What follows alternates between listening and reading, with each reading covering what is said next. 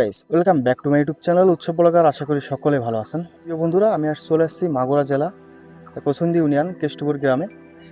আমার এক সদীয় দাদা, তিনি চাকরির পাশাপাশি রেসার কবুতর, বুনো জালালি কবুতর এগুলো পালন করে থাকেন। তিনি কতদিন ধরে কবুতর পালন করতেছেন, আয় ব্যয়, সুযোগ সুবিধা, রোগবালাই এলে কী ট্রিটমেন্ট করে ও কী দিয়ে কী খাতি দেয়, এই সকল বিষয় নিয়ে পূর্ণাঙ্গ একটা প্রতিবেদন তৈরি করবো। আশা করছি পুরো প্রতিবেদন জুড়ে সঙ্গে থাকবেন।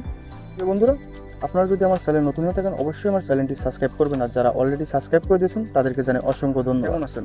হ্যাঁ, ভালো। আপনি ভালো আছেন? জি, ভালো আছে। আচ্ছা, কবুতরের পালনের সাথে যুক্ত আপনি কতদিন? প্রায় 2 বছর। তুমি কি কবুতর দিয়ে শুরু করছিলেন? আমি প্রথমে দেশি দিয়ে শুরু করছিলাম, পরবর্তীতে ফ্যান্সি, রেসার, জালালি এক এক করে আইছে। এখন আপনার ফার্মে কি কি কবুতর আছে? আপাতত বেশিরভাগই রেসার আর জালালি। আপনার এই যে ফার্মে রোগ বালাই হয় না?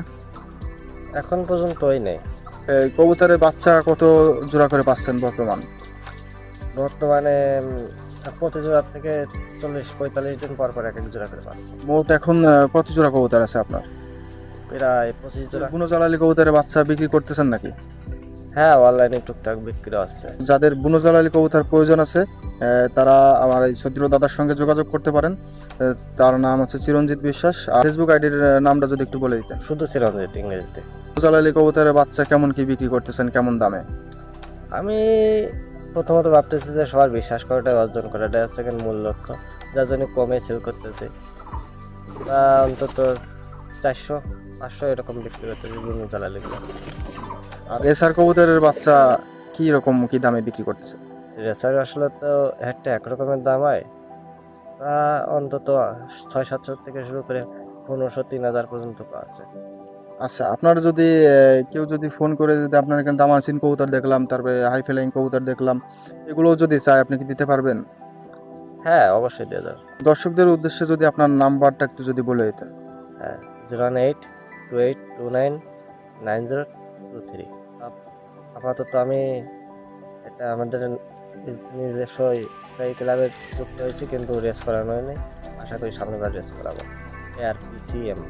আপনার এখানে যে দেখলাম যে খোলামেলা অবস্থায়, আপনার এখানে মশা আক্রমণ করে না? না, আপাতত মশা আক্রমণ করে না, যদিও করে তাহলে মাঝে মাঝে কয়েল ধরাই দেয়। কয়েল ধরাই দিলে কিন্তু মশা। দেখলাম এটা তৈরি করতে আপনার কত টাকা খরচ হয়েছে? এই গড়টা তৈরি করতে আমার প্রায় 10,000-এর আশেপাশে খরচ হয়েছে। কত জোড়া কবুতর পালন করতে পারবেন? আনুমানিক 100 জোড়ার উপরে পালন করা যাবে। অনেকেই তো দেশি কবুতর পালন করে, তো আপনি কি দেশি কবুতর পালন করার কোনো উদ্দেশ্য আছে পরবর্তীতে, না শুধু রেসার আর এই বুনো জালালি কবুতর নিয়ে আস্তে আস্তে পালন করবেন? আমার তো মনে হয় দেশি কবুতরের তুলনায় ফেন্সি কবুতর হালকা একটু বেশি খাবার খায়, কিন্তু দেশি কবুতরের তুলনায় ফেন্সিগুলো পালাই ভালো। তবে ফেন্সির একটু রোগ বালাই বেশি হয় দেশির চাইতে। যারা গ্রাম অঞ্চলে আছে কম বোঝে তাদের জন্য দেশি কবুতরই ভালো, আর যারা একটু ট্রিটমেন্ট দিতে পারবে তাদের জন্য ফেন্সি। যারা আমার চ্যানেল নতুন আছেন অবশ্যই চ্যানেলটি সাবস্ক্রাইব করবেন আর সবার সঙ্গে ভিডিওটা শেয়ার করবেন। দীর্ঘায়ু ও সুস্থতম কামনা করে আজকের ভিডিওটা এখানে শেষ করছি। দেখা হচ্ছে নেক্সট ভিডিওতে।